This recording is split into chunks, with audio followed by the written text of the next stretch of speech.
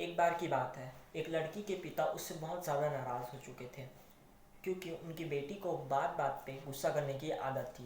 बात बात पे वो बहुत ज़्यादा रिएक्ट करती थी, ओवर रिएक्ट करती थी, चीज़ों को तोड़ती थी, फोड़ती थी। तो उस लड़की के पिता ने उससे नाराज़ होकर एक बार उससे कहा कि चलो तुम मेरे साथ किचन में चलो। तब उन्होंने अपनी बेटी से कहा कि 3 अलग अलग बर्तनों में गर्म पानी उबालो। उनकी बेटी ने ठीक वैसा ही किया। उसने 3 अलग अलग बर्तनों में गर्म पानी उबालना शुरू किया। पहले बर्तन में उन्होंने उससे आलू डालने को कहा और दूसरे बर्तन में उन्होंने अंडा डालने को कहा। उसकी बेटी ने ठीक वैसा ही किया।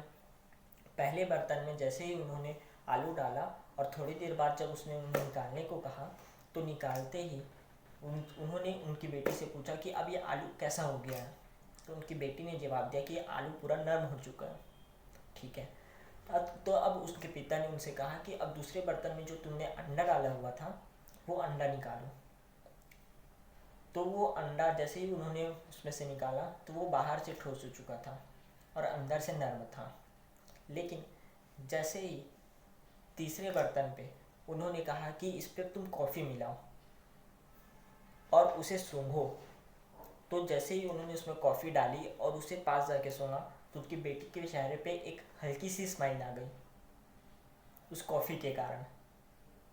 तो अब उनके पिताजी ने उन्हें वैसे ही प्यार से समझाया कि ये देखो, ये तीनों अलग अलग सिचुएशंस हैं। जब तुम किसी से इस गर्म पानी की तरह गर्म दिमाग से बात करते हो तो उस पर इस आलू के जैसे और इस अंडे के जैसे ही प्रभाव होता है। वो तुमसे दूर जाने लगता है, या तो वो अंदर से नर्म हो के तुमसे दूर जाएगा या तो वो ठोस हो के तुमसे दूर जाएगा। लेकिन अगर तुम अपनी ज़िंदगी को थोड़ा सा चेंज करते हो, इस कॉफ़ी की तरह दूसरों की लाइफ में इम्पैक्ट डालते हो, तो लोग तुमसे इम्प्रेस होना चालू कर देंगे।